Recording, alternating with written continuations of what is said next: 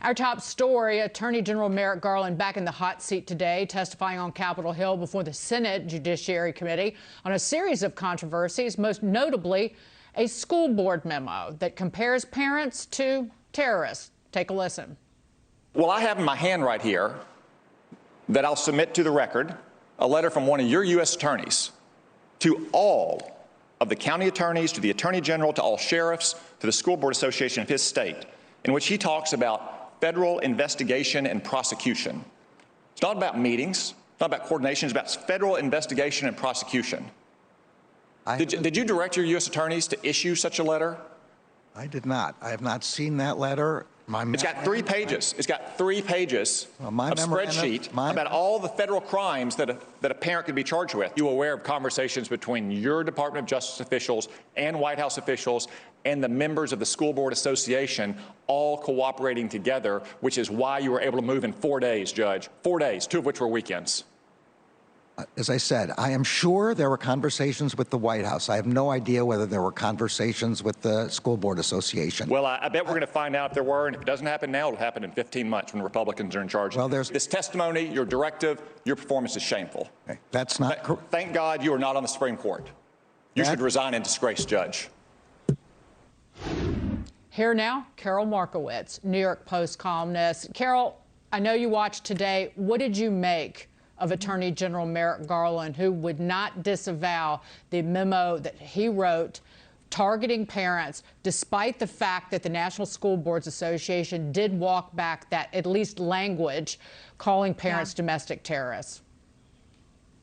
Well, I think Mr. Grassley said it best when he said that the letter that the School Board Association had sent out has been disavowed. So now do you disavow the memo which implied that parents would be targeted as domestic terrorists for daring to speak out at their school's school board meetings?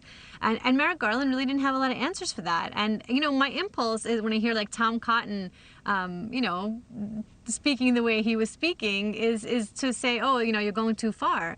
But this is actually an attorney general who is going to prosecute parents as domestic terrorists. I'm not sure there is a too far anymore.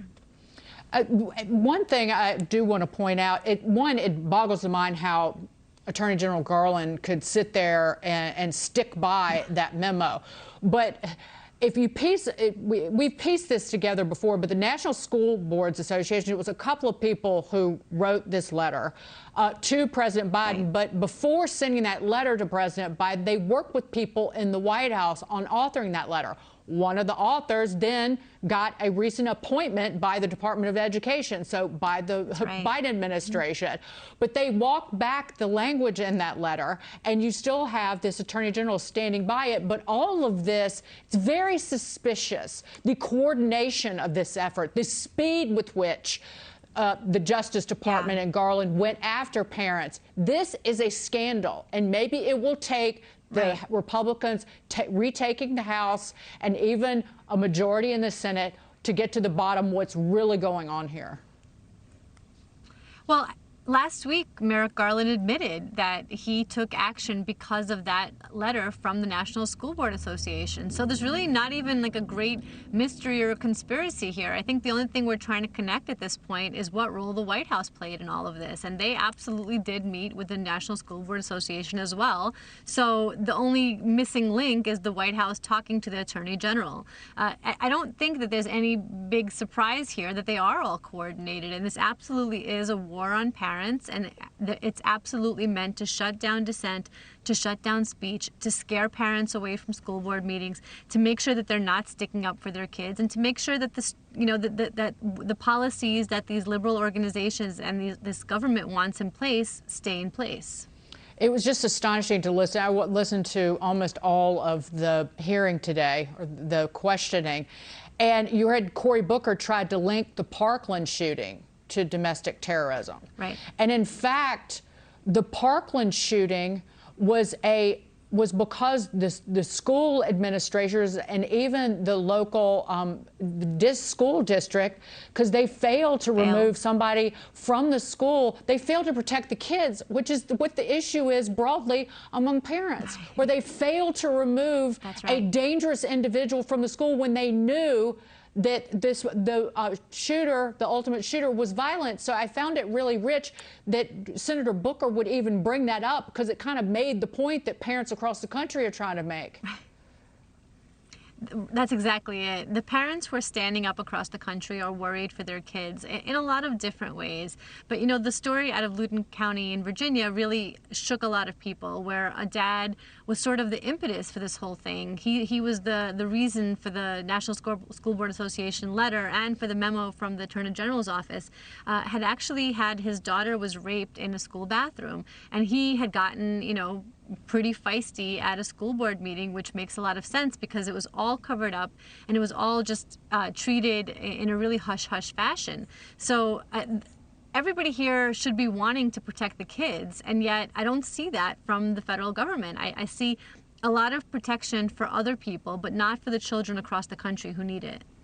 And the boy who raped that young woman was found guilty this week by a judge. There's another case where he allegedly sexually assaulted another young woman, right, which will be heard before he's sentenced for that crime.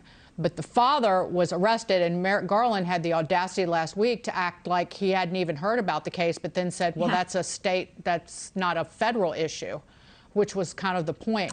But in terms of in terms of shutting parents up, here is the chairwoman of a Minnesota school board telling someone who wanted to speak that if you want to speak at a school board meeting, you're going to have to give us your home address if they wanted to speak. Listen to this.